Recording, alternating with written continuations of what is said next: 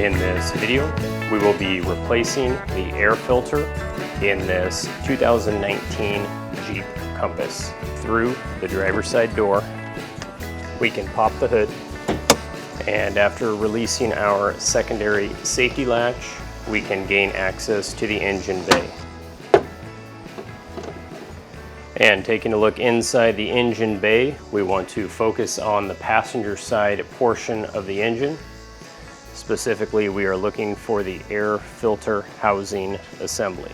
This assembly is held together with 3 Phillips head screws. And when removing these Phillips head screws, you want to be very careful that you do not drop them inside the engine bay, because they will be very difficult to find. And with those 3 Phillips head screws removed, we can open up our air filter housing assembly and remove our old air filter.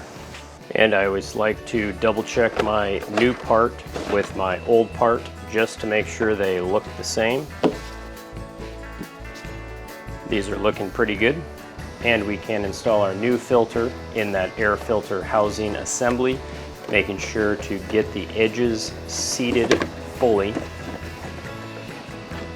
And then we can reinstall those 3 Phillips head screws. And this repair is complete.